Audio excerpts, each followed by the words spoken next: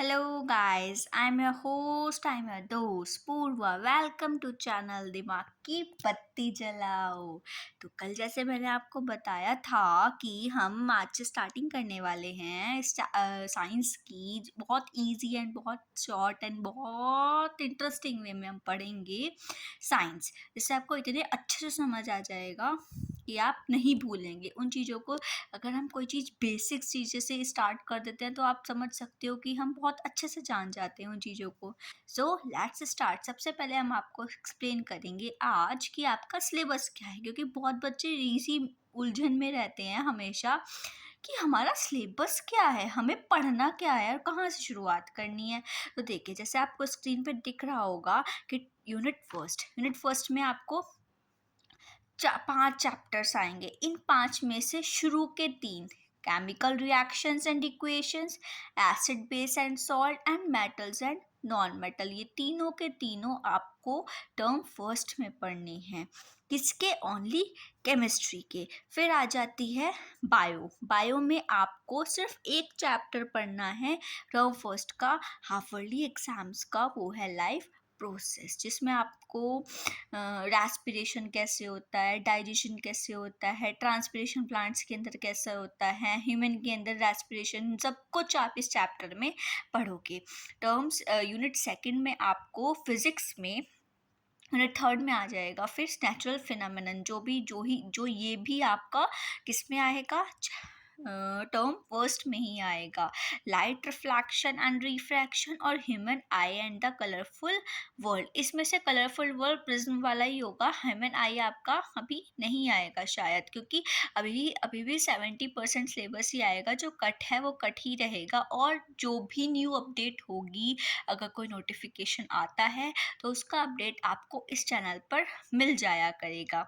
फिर उसके बाद में जो आपका टर्म सेकंड का सिलेबस है वो तो बाद में ही एक्सप्लेन कर देंगे। अभी तो आपको सिर्फ chemical reaction, equation, acid base, salt, metal and non metal, life processes, और फिर इसके ये दोनों chapter, light reflection and reflection, human I in the colourful world, बस यही चैप्टर्स पढ़ने हैं। 1 2 3 4 5 6 चैप्टर पढ़ने हैं। बहुत टाइम है, आराम से हो जाएगा। डोंट टेक एनी टेंशन, किसी ट्यूशन की ज़रूरत नहीं पड़ेगी, किसी चीज़ की। बस क्या चाहिए? नेट चाहिए, फ़ोन चाहिए, सब हो जाएगा। जो just and let's begin start. तो हम स्टार्ट करेंगे आज की, हम स्टार्टिंग करते हैं अपने फर्स्ट चैप्टर, केमिस्ट्री के फर्स्ट चैप्टर, जो कि है केमिकल रिएक्शंस एंड इक्वेशंस। क्या आता है केमिकल रिएक्शंस एंड इक्वेशंस में? होती क्या है? पहली बात, पढ़ने के लिए क्या भलाई है? हमें क्यों दे दिया पढ़ने के लिए? हम पागल दिख रहे हैं कुछ कि हमें पढ़ने के लिए दे दिया, बस तुम पढ़ते रहो ये केमिकल, और 10th में ही क्यों दिया और किसी में क्यों नहीं दिया? हमें 10th में ये एक सब्जेक्ट क्यों दिया कि हमें केमिकल रिएक्शंस एंड इक्वेशंस में बारे में पढ़ना है? सो कोई बात नहीं, देखते हैं क्यों पढ़ना है। पहली चीज़ है केमिकल रिएक्शन, और फिर उसके बाद है एंड इट्स इक्वेशन, मतलब केमिकल रिएक्शन जो होती होंगी उसकी इक्वेशन भी। चलो ठीक है, मान लिया केमिकल रिएक्शन की इक्वेशन, लेकिन हमें पहले ये भी तो समझना पड़ेगा ये केमिकल रिएक्शन क्या है। What is chemical reaction? हमें क्यों पढ़ना है? चलो ठीक है, हमने ये देखा होगा, आपने ये देखा होगा कि हमने दवाई खाई, कोई भी मेडिसिन टेक करी, ली, और उससे आपको क्या हुआ? आपके सिर में दर्द है, पैर में दर्द है, हाथ में दर्द है, आपको फीवर है, आपको आराम आ जाता है। तो कुछ ना कुछ तो रिएक्शन होती होगी ना वहाँ पे, कोई ना कोई रिएक्शन होती होगी बॉडी के अंदर। जैसी दवाई जाती है कि वो पैर के दर्द को, सिर के दर्द को, या किसी फीवर को सही कर देती है।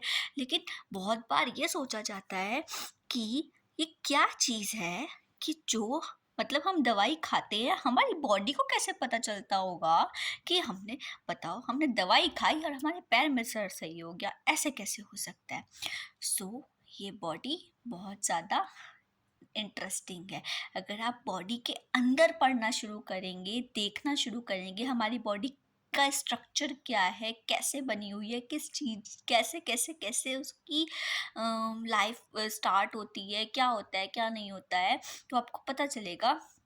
मेडिसिन्स ली, कहाँ जाएगी? पेट में जाएगी, स्टमक में जाएगी, घुलेगी, HCl उसको घोलेगा, HCl क्या होता है? एक एसिड जो हमारे पेट में प्रेजेंट होता है, हमारे स्टमक में प्रेजेंट होता है। प्रेजेंट नहीं मतलब गैस्ट्रिक ग्लैंड होती हैं स्टमक की, वो उस एसिड को रिलीज करती हैं अगर हम कुछ भी खाते हैं तब। उसके बाद जैसे ही वो हमारे स्टमक में रिलीज होगा तो वो जो दवाई है वो घुलना शुरू होगी। वो घुलना शुरू होगी तो वो इम्यून सिस्टम हर एक जगह पर जाएगी।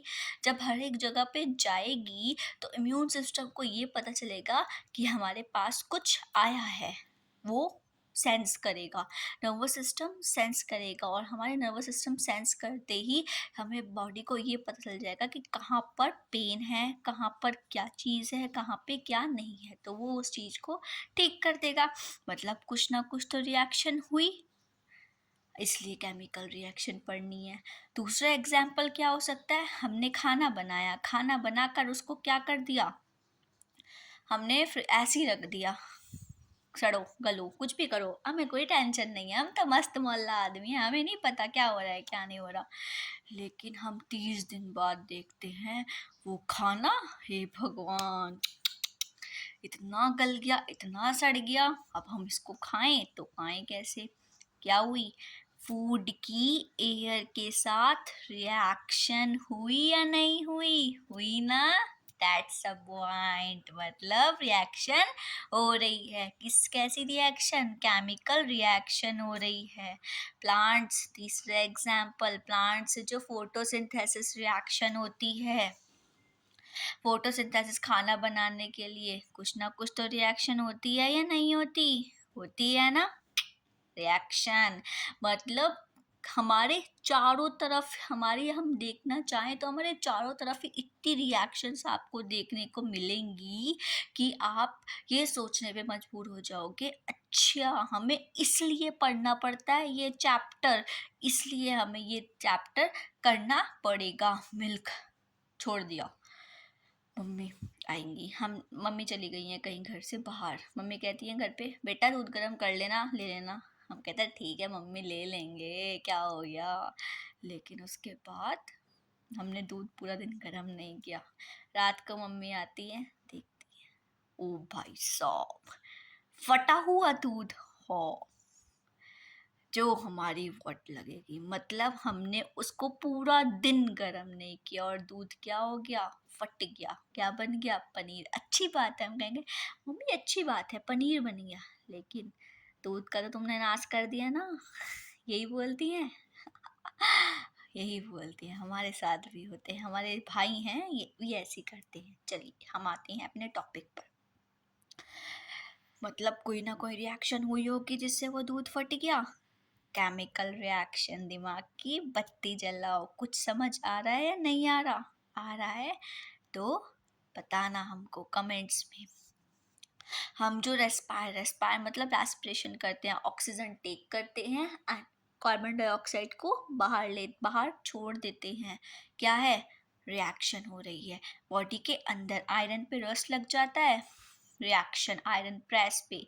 जैसे हम पानी डालते हैं, कुछ प्रेस होती है जो झेल जाती हैं, जो अच्छी प्रेसेस होती हैं, लेकिन कुछ प्रेसेस होती है, कुछ आयरन होता है, जैसे अगर हम उसके ऊपर कपड़े के ऊपर पानी डाल देते हैं और फिर उसको प्रेस करते हैं तो उस पर रस्ट लग जाता है, जिस वजह से वो कपड़े के साथ चिपक जाता है।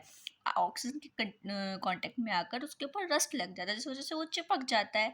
तो इसलिए हमें उस पर कभी भी पानी नहीं छिड़कना चाहिए, लेकिन छिड़कोगे तो केमिकल रिएक्शन को देखोगे। कार वैन ड्राइव, कार को ड्राइव करते हो, कार चलानी तो आती होगी, 10th क्लास में आ गए, आती ही होगी। अगर आप उसको आती होगी या जानते हो, बहुत बॉयज़ होते हैं, गर्ल्स तो इतना इंटरेस्ट नहीं लेती, लेकिन कुछ गर्ल्स में जो इंटरेस्ट लेती हैं, कुछ बॉयज़ हैं जो इंटरेस्ट लेते हैं, उनको पता होगा। जैसे आप कार को चलाते हो, डीजल लेगा, इंजन में कुछ ना कुछ हलचल मचेगी, और वो मचते ही वहाँ पर क्या प्रोड्यूस होगा? मैकेनिकल एनर्जी, और वो चलने लग जाएगी।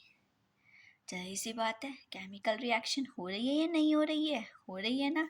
सो हमें इसलिए पढ़ना है केमिकल रिएक्शन, ताकि हम ये जान सकें कि हमारे चारों तरफ ही क्या क्या चीज़ें होती हैं और क्या क्या ऐसी प्रोसेसेस होती हैं जिससे हम ये देख सकें कि उनकी केमिकल रिएक्शंस भी हो रही हैं और उससे रिलेटेड कुछ इक्वेशंस भी बन रही हैं। सो आपको आज का लेक्चर समझ आया हो तो प्लीज़ लाइक करना, सब्सक्राइब करना, शेयर करना। कल मिलते हैं एक नई वीडियो के साथ। आज तो छोटा सा इंट्रो ही था केमिकल रिएक्शंस का। कल हम पढ़ाएंगे आपको कि केमिकल रिएक्शन क्या होती हैं, कैसी होती हैं, क्या केमिकल इक्वेशन क्या होती है और केमिकल रिएक्शंस के कितने टाइप्स होते हैं। इस चैप्टर में बस ये 3 चीज़ें पढ़नी है और ज़्यादा नहीं पढ़नी। सो कल मिलते हैं एक नई वीडियो के साथ। Get well soon. Bye bye guys, take care, good night.